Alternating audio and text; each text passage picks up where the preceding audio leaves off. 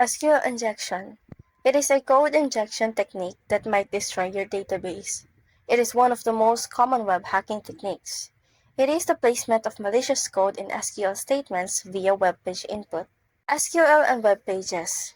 It usually occurs when you ask a user for input, like their username or user ID, and instead of a name or ID, the user gives you an SQL statement that you will unknowingly run on your database.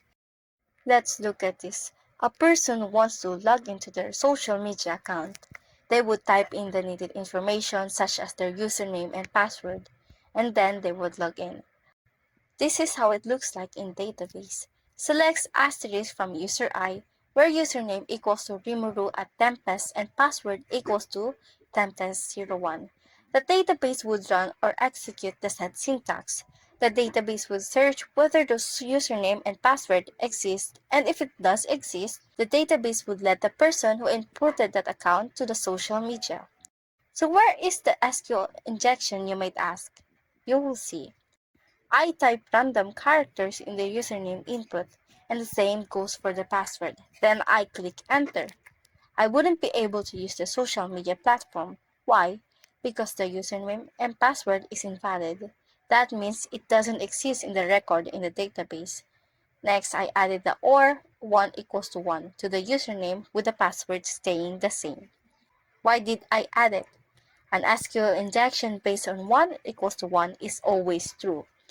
The OR is just to let the database find either the random characters or the 1 equals to 1. The result would still be invalid. It's because we didn't add the two hyphens or two dashes. Two hyphens in SQL is making the words after the hyphens invisible. That would mean if we put those two hyphens, it would disregard the password and would just focus on finding the true value. A true value means it exists, and everything in the set table would be retrieved in terms of SQL Server. But in terms of opening an account, it would open the first ever record or account made in the database of the social media. SQL injection based on batch SQL statements. A batch of SQL statements is a group of two or more SQL statements separated by semicolons.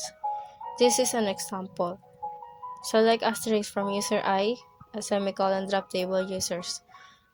The syntax wanted to retrieve all records from user I while dropping the table users or deleting all records in the table users.